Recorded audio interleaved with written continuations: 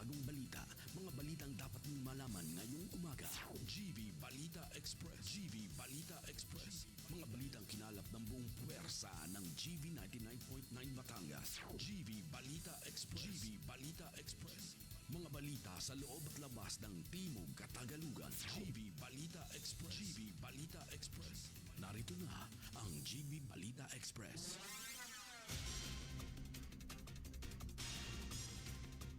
Magandang umaga mga ka-vibes. Kayo ay nakatutok sa GV Balita Express sa programang Good Vibes Morning. Dito lamang sa GV 99.9, Your Good Vibes. My name is DJ Frankie at kasama natin sa kabilang linya si DJ Noel upang maghatid ng pinakabagong balita, keeping you GV informed, GV aware, and GV updated. Muli ito po ang GV Balita Express. 7:31 AM on the clock Philippine Standard Time, hatid sa atin ng Alaksan FR. Pag totoo ang relief, totoo ang relax, Alaksan FR. At para sa ating headlines, balita.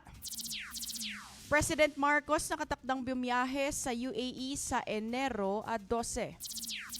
BIR umaasang malalampasan ng target collection noong 2025. Traslasyon ng Poong Nazareno maagang nagsimula ngayong taon. Kaso sa babaeng natagpo ang patay sa storage box, hindi pa naisusumite sa piskalya.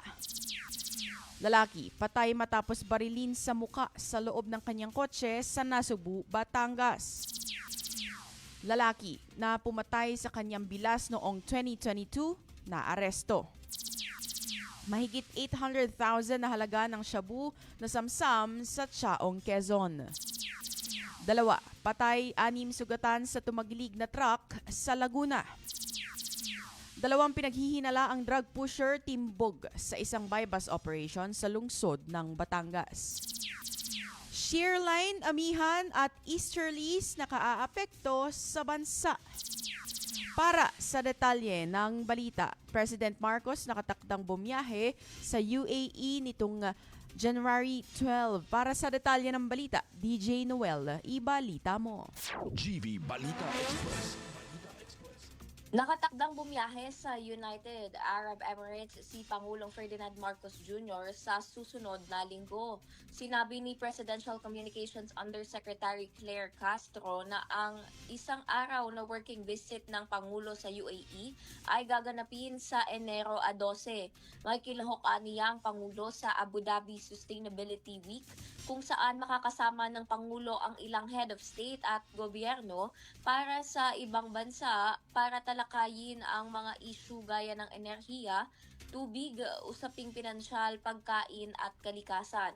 Paglilinaw ni Castro na ang pagbisita ay dahil sa imbitasyon mula kay UAE President Sheikh Mohammed bin Zayed Al Nahyan. Para sa GV Balita Express, ito si DJ Noel sa GV 99.9, Your Good Vibes.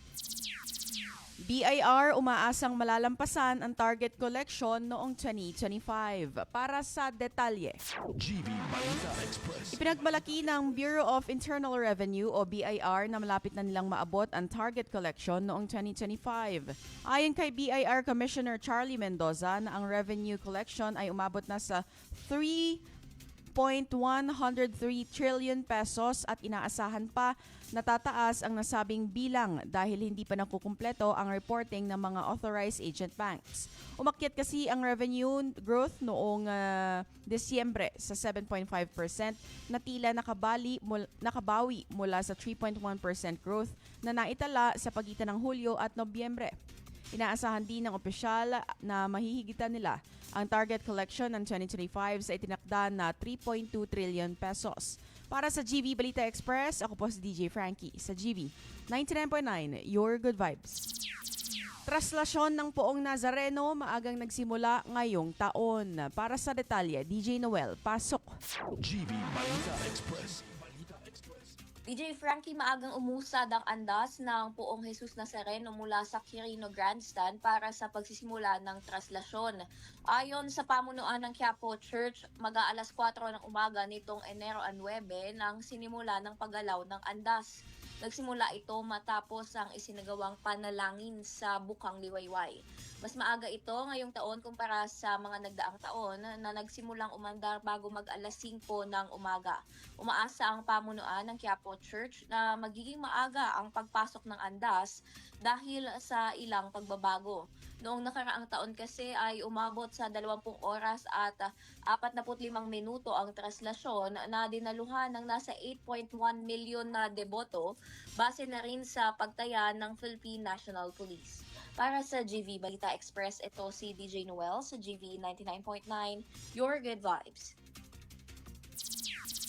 Kaso sa babaeng natagpo ang patay sa storage box, hindi pa naisusumite sa piskalya. Para sa detalye ng balita, GV Balita Express. wala pa ring naiihaing formal na reklamo ang pulisya laban sa domestic partner na babaeng natagpo ang patay sa loob ng isang plastic storage box sa Basud, Camarines Norte. Ayon kay Police Captain Mark Anthony Armea ng Basud Municipal Police Station, patuloy pa ang pagkalap at pagbuo ng mga salaysay ng testigo at iba pang ebidensya na isusumite sa piskalya. Sinabi ni Armea na iiniimbestigahan pa ang ilang anggulo ng krimen, kabilang ang posibilidad na buhay pa ang biktima nang ilagay sa loob ng storage box. Batay sa medical legal findings, walang nakitang palatandaan ng matinding pakikipaglaban ang biktima. Ngunit asphyxia o suffocation ang tinukoy na sanhi ng pagkamatay. Nauna nang sinabi ng pulisya na crime of passion ang tinitingnang motibo sa insidente kung saan iginiit ng suspect na itinulak lamang niya ang biktima matapos umano siyang tangkaing saksakin. Sumuko ang suspect sa mga otoridad matapos kumbinsihin ng kanyang ama, habang wala pang extrajudicial confession na nilalagdaan at giniit nitong sa korte na lamang siya magsasalita.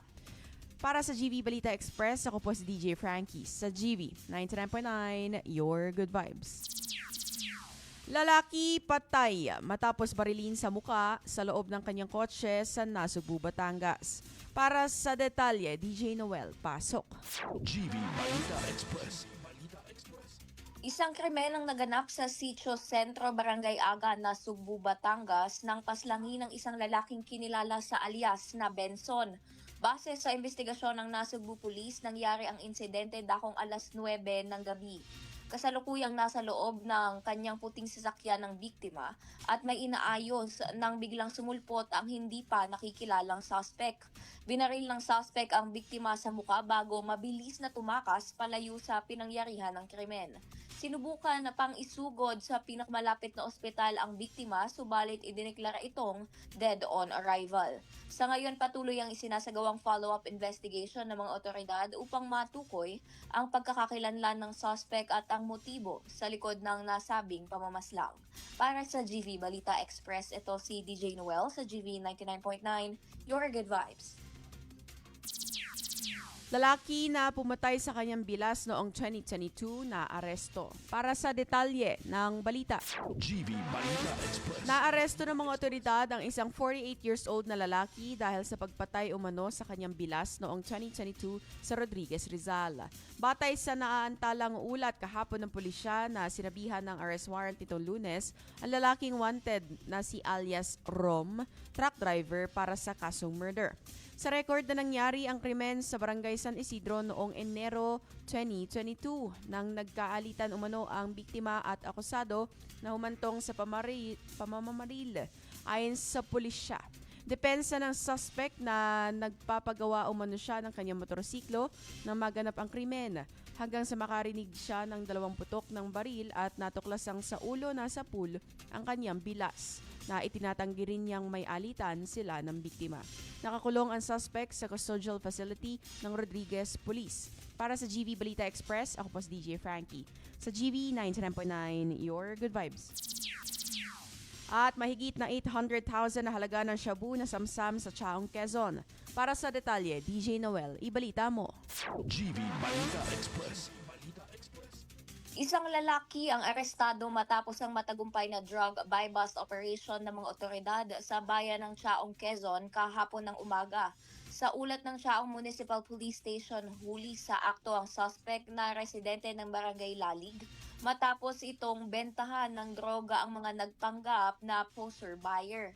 Tumambad sa mga operatiba ang 4 na malalaking pakete ng hinihinalang shabu na tumitimbang ng halos 40 gramo. Ayon sa pulisya, ang nasabing droga ay may tinatayang street value na nasa higit 800,000 piso. Bukod sa droga, nakumpiska rin mula sa suspect ang isang baril at 4 na bala. Sa ngayon, nakakulong na ang suspect sa Chaong lockup cell at inihahanda na ang mga kaukulang kaso para sa paglabag sa Comprehensive Dangerous Drugs Act of 2002 at illegal possession of firearms and ammunitions. Para sa GV Balita Express, ito si DJ Noel sa GV 99.9, Your Good Vibes. 2 patay, 6 sugatan sa tumagilid na truck sa Laguna. Para sa detalye. GV Balita Express. 2 tao kabilang ang isang menor de edad ang namatay habang 6 pa ang sagutan ng bumangga at tumagilid ang isang dump truck na puno ng graba sa ilang bahay sa Fami Infanta Provincial Road, Siniloan, Laguna. Ang truck ay papunta mula Infanta, Quezon patungong Lucena City nang mangyari ang aksidente sa isang kurbada. Nilitis sa mga residente ang driver at helper ng truck pagkatapos ang insidente. Sinubukang umalis ng pasahero ngunit naharang ng mga tao. Kinakailangan ng mga rescuers na gumamit pa ng payloader para mailigtas ang mga natrap at dinala sa ospital para sa paggamot. Ayon sa mga saksi, ang truck ay umikot sa mataas na bilis. Sinabi ng driver na pumalya ang preno kaya napilitan siyang lumiko sa gilid ng kalsada. Idiniin ng helper na siya ay nilait at sinakal matapos bumaba sa truck. Ayon sa pulisya, haharap sa kasong reckless imprudence resulting in double homicide, multiple physical injuries at damage to property ang truck driver.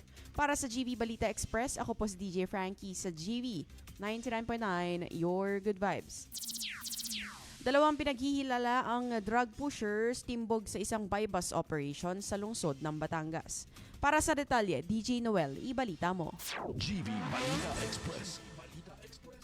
Arestado ang 2 lalaki matapos masakote ng mga tauhan ng Batangas City Police Station at PIDEA sa Barangay Balagtas ganap na alas 7:28 ng gabi noong Enero 8. Kilala ang mga suspect sa mga alias na Bart, 52 anyos, na ay tinuturing na isang high-value individual at isang alias Herald, 42 anyos, na nasa street-level list naman ng mga otoridad. Sa nasabing operasyon, nakumpiska mula sa mga suspect ang 19 na plastic sachet na naglalaman ng hinihinalang shabu. May bigat itong 65 gramo at tinatayang nagkakahalaga ng 442,000 piso. Maliban sa iligal na droga, nakumpiska din ng mga pulis ang isang sling bag at ang ginamit na budol money na nagkakahalaga ng 9,000 piso. Tiniyak naman ng mga otoridad na transparent ang pag-aresto dahil gumamit ang mga ito ng 2 body-worn camera sa kasagsagan ng buy-bus. Sa kasalukuyan, nakapiit na ang mga suspect sa custodial facility ng Batangas City Police Station at naharap sa kasong paglabag sa Sections 5 at 11 ng Republic Act 9165 o ang Comprehensive Dangerous Drugs Act. Para sa GV Balita Express, ito si DJ Noel sa GV 99.9, Your Good Vibes. At balitang panahon, shearline, amihan at easterlies nakaaapekto sa bansa. At para sa update ng pag-asa. GV Balita Express. Ayon sa huling weather bulletin ng pag-asa ngayong alas 4 ng umaga, 3 weather systems ang kasalukuyang nakaaapekto sa bansa. Shearline, northwest monsoon o amihan at ang easterlies. Makararanas ng maulap na kalangitan na may kalat-kalat na pag-ulan at isolated thunderstorms ang Bicol Region at Northern Samar dahil sa shearline na maaaring magdulot ng flash floods at landslides lalo na kung lalakas ang ulan. Ang natitirang bahagi ng Eastern Visayas ay maaapektuhan ng easterlies na may posibilidad ng pagbaha at pagguho ng lupa sa mga lugar na tatamaan ng malalakas na thunderstorm. Samantala sa Aurora, Bulacan, Laguna, Rizal at Quezon, makakaranas po na maulap na kalangitan na may pag-ulan dahil sa amihan na may posibilidad ng flash floods at landslides. Sa Metro Manila, CAR, Cagayan Valley at natitirang bahagi ng Calabarzon, inaasahan ang maulap na kalangitan na may mahihinang pag-ulan, ngunit wala namang inaasahang malaking epekto. Pagdating naman sa lagay ng karagatan, maalon hanggang napakaalon ang baybayin ng Northern Luzon kung saan pinapayuhan ang maliliit na sasakyang pandagat na huwag munang pumalaot. Katamtaman hanggang maalon naman ang karagatan sa iba pang bahagi ng Luzon at silangan ng Visayas. Sa Lipa City po ay may 70% chance of rain ngayong araw. Samantala bukas hanggang sa linggo ay bababa ang tansyang pag-ulan sa 40 to 20%. Para sa GV Balita Express, ako po si DJ Frankie. Sa GV 99.9, your good vibes. At yan ang kabuuan ng balita hatid sa atin ng Lipa Medics Medical Center. You may follow them on their Facebook page, Lipa Medics Medical Center. You may check out their Instagram at Lipa Medics Medical Center and you may visit their website, lipamedics.com. 7:46 a.m. on the clock, Philippine Standard Time. Ako po si DJ Frankie at nakasama natin si DJ Noel dito sa GV Balita Express, keeping you GV informed, GV aware, and GV updated. Dito lamang sa the most influential Good Vibes radio station. Ito po ang GV 99.9, your Good Vibes. GV Balita Express. GV Balita Express. Mga may init na bagong balita. Mga balitang dapat mong malaman ngayong umaga. GV Balita Express. GV Balita Express. Mga balitang kinalap ng buong puwersa ng GV 99.